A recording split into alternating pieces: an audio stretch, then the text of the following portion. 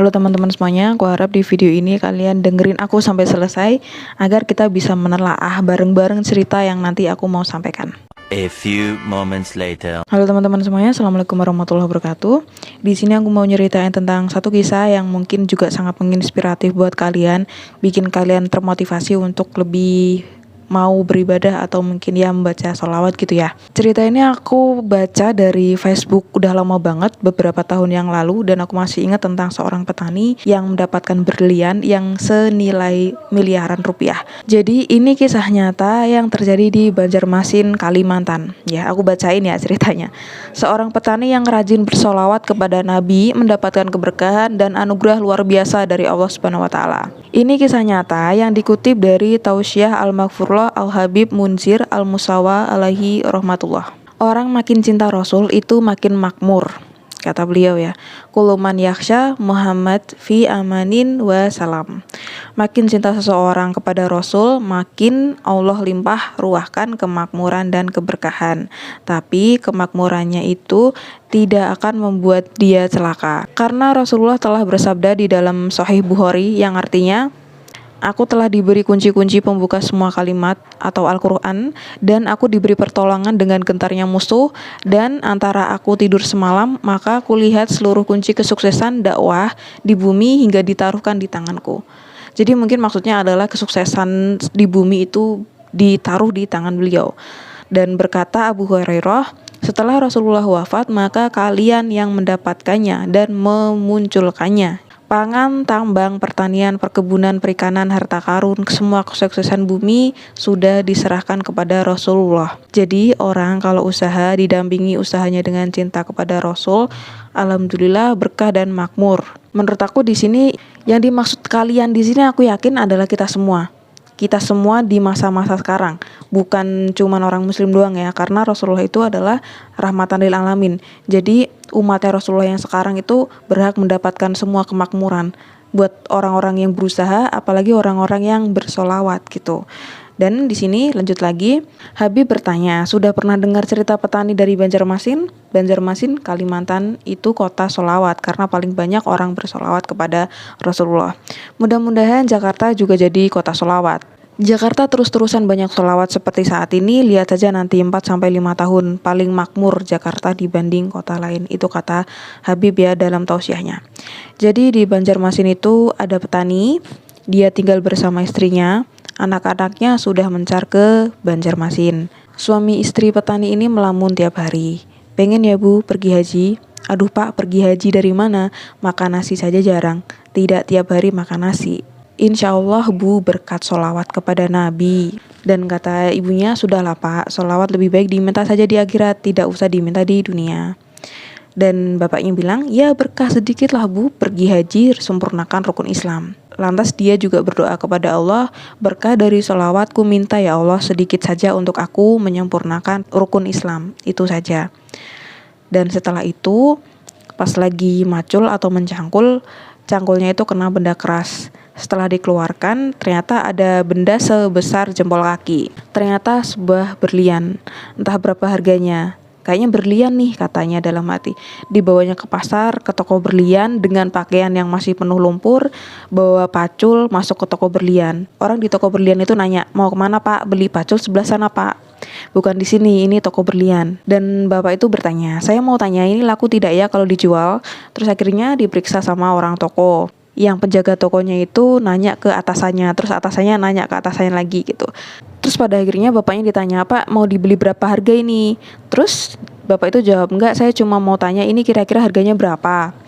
Dan balik lagi ditanya, mau diminta berapa pak, kami bayar berapapun. Terus bapak itu jawab lagi, enggak, berapa saja kira-kira harganya. Pak, bapak mintanya berapa? Bapaknya akhirnya nanya, kira-kira untuk pergi haji cukup nggak?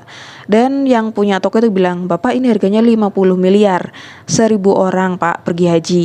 Dan akhirnya bapak itu bilang, enggak, saya nggak mau uang segitu, saya cuma mau pergi haji. Nah dari cerita itu kita bisa menelaah beberapa hal ya.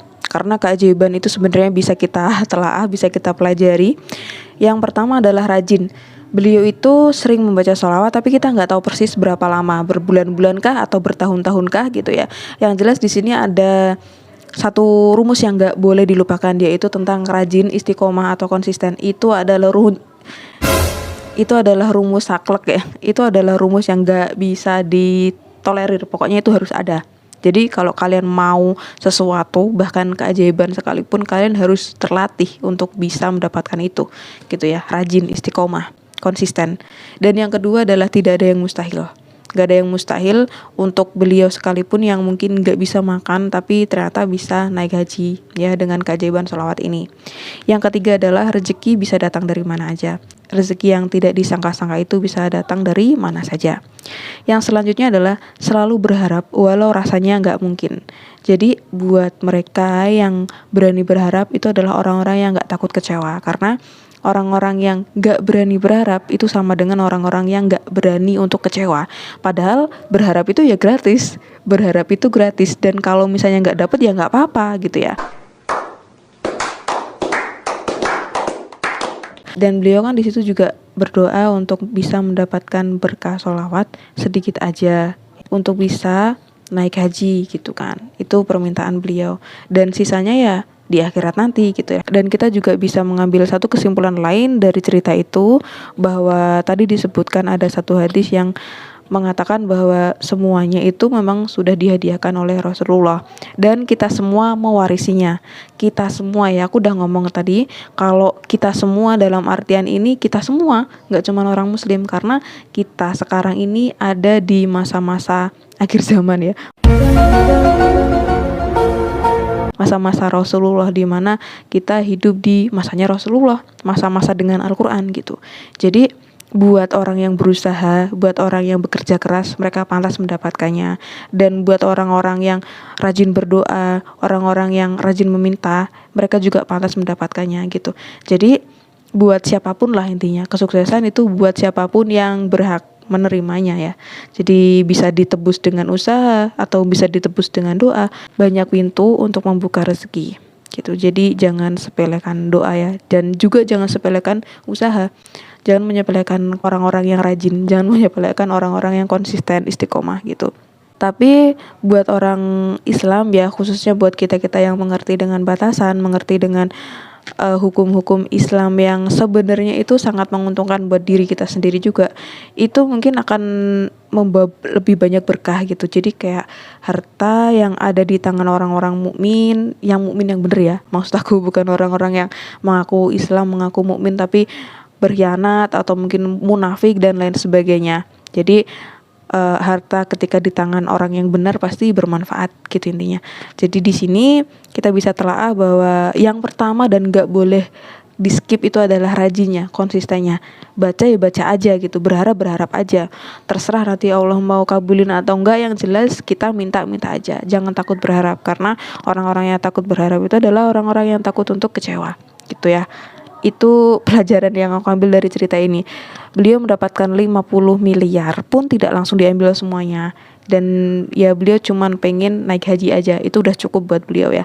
Ya sisanya ya buat si cukongnya itu, buat orang yang punya toko berlian mungkin ya. Karena akhirnya orang yang punya toko itu mendapatkan berlian senilai segitu, dan ternyata bapaknya cuman butuh sedikit aja untuk pergi haji gitu. Oke. Untuk diterima atau enggak itu terserah juga ya sama orang yang menerima. Banyak juga kok orang-orang yang menerima rezeki nomplok tapi dikasihkan ke orang lain tuh banyak. Contohnya orang yang sebelumnya aku ceritain tentang saudara kita yang akhirnya mendapatkan uang 100 juta yang kata beliau juga mendapatkannya dari keajaiban sholawat ya. Beliau mendapatkannya dari undian kemasan, undian bungkus kemasan yang aku ceritakan di video sebelumnya.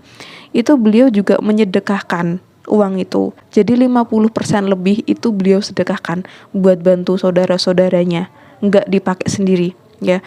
Dan ternyata banyak banget orang-orang yang mendapatkan keajaiban rezeki itu adalah orang-orang yang siap untuk berbagi. Itu juga salah satu kuncinya sih.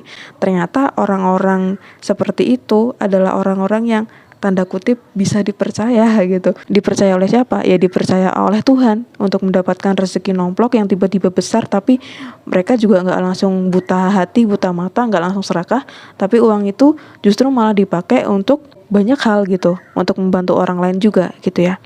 Oke, mungkin sampai sini aja sih. Terima kasih sudah mendengarkan. Semoga kalian mendapatkan hikmahnya, termotivasi dan terinspirasi dari cerita ini. Oke, terima kasih. Sampai jumpa di video yang lainnya. Mohon maaf kalau ada salah kata. Assalamualaikum warahmatullahi wabarakatuh.